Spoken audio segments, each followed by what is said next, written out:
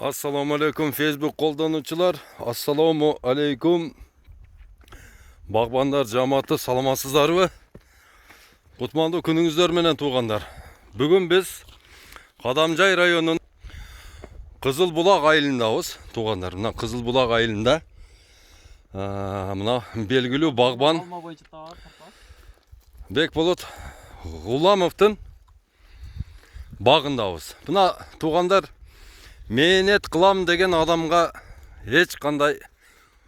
еш нәрсе тосқол бола албайды. Мына көріңіздер. Мынау азыр камерада қандай көрініп отыр білмеймін. Бірақ өтелі тик жерде, мына тик жерге момда қылып баткен гіләсін отырғызып тұр. Мына көріңіздер. Қандай сонын бақты ушул мен айтқандай шу тоонун астына отырғыз керек деп айтқан сөзім шу да. Мына көріңіздер, қандай сонын бақ. Мына 2018 тігілген бақ екен.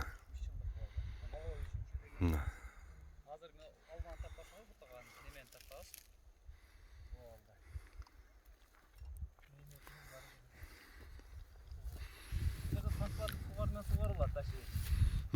тамшылатып суғару.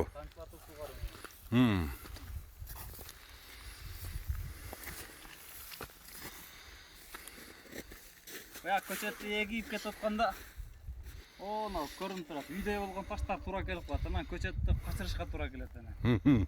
Шайып кетеді. Рас оның бақ болып тұр. Стволдары таза, кроналар таза, шақтары таза. Bir дағы KGB деген метод жөнінде кішіне қысқаша. KGB метод американский метод. Ким Гринбуштың жашыл бутосы деп айтылады бұл. Ошолор түзілген метод жашыл бутоо деп қотарылады бізге. Негізден жашыл бойдан буталады, бойы қысқа болады. Мұнан ашып кетсе 2,5 метр биіктікте болады. Мына ошындай негізгі нерсе, бұл жерде 16-дан 32-ге чейин мына ошындай камчы бутактар болот, мындай түз өскөн камчы бутак. Эгер бул жайылып кетсе, анда бул KGB бул эсептелбей калат. Түз өскөн көчөттөн, түз өскөн мында камчы бутактан бул жерде сапаттуу мындай болгон черешня жалаң экспортко кетет. Ошондой гана нөмө алат. Бул жерде бир секрети бар. Секрет эң главный, бул жерде азыр мына жерде 16-20га жакын бутагы бар. Жылына 4-өөдөн 5-өөдөн кетип турат. Быйыл бул кетсе, кийинки жылга бул кетет. Андан кийинки жылга бул кетет. Арасынан 4-өө кетип турат. Эң жоон бутактар. Ошентип бул жердеги бутактар жаңыланып алмашып турат. Ошон үчүн KGB деп айтылат. Канча гектар?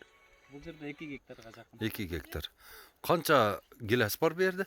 Бу жерде 1000 түптөй гилас бар. 1000 түптөр гилас, анан калганы Шабдалы, алма. Шабдалы, алма, Башкалар бар. Мына бизде айылда ушундай түп-түз жерлер бар да.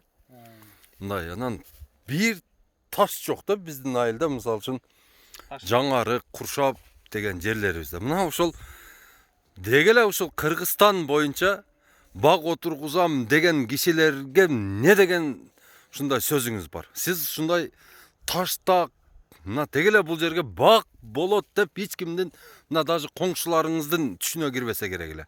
Ооба, эми багында эч ким ишенбеди эле. Эми башкысы жүрөктө каалоо болуш керек. Бак тигем деп оорусаң, ал эчтеке карабайсың. Мен бул жерде топурагы жок. Топуракты желкеме көтөрүп, капка салып алып келип салып кылган учурум болот. Астында көрсөңүз болот. Ар бир чуңкурдан бир арабадан таш чыккан. Азыр эми таштар көрүнбөй калып жашыл. Ар бир чукурдан бир түп гиластын чукурунан бир арабадан таш чыккан. Бир арабадан таш чыккан. Бардыгын астында таш бар, көрсөңүз. Ар биринин түбүнө кап менен желкеңизге коюп келип ташып ушуну жасадыңыз. Эми каалоо болсо болот экен, кылат. Алла разы болсун. Мына эми көрдүңүздөр туугандар. Башка баягы түз жерлерде жашаган, трактор менен жер айдатып, анан кийин бак кылам деген туугандар, силер ойлонгула, бак кыла турган мезгил келди. Мына ушул жазгы мезгилди өткөзүп жүрбөңүздөр туугандар. Мына Кадамжай районунун Кызылбулак айылына сонун жаз келет. Мына жазды утурлай бак даватыбыз дагы болуп атат. Бүгүн Кадамжайда болду. Эртеге Кызыл Кыя шаарынын мэриясында болот. Бардыгыңыздарды ошол жака чакырамын туугандар. Бак даватка келиңиздер. Колубуздан келишинче сизди бакты туура отургузууга биз силерди үндөп, багандай түздөп, багбанчылыгыңызды мындан кийин дагы жалгаштырып кетүүгө биз себепчи болобуз туугандар. Мына азыр болсо подсъемка кылайын. Жөн эле мындай көрсөтөм. Эмне болгон, жумуштары болгон. Караңыздар, кандай сон.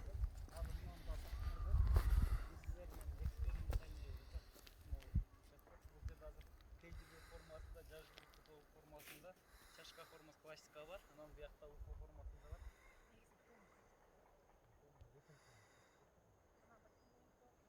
Bizde klasika, bir ellik klasikten de oldu. Bizdeki arasını açık koyuş gerek. Şamal tüyüsü ötürüş gerek, anan tüm tüyüsü gerek. Bunda çaşka formada bu sürtülen. Bundan da öyle formalar oldu da.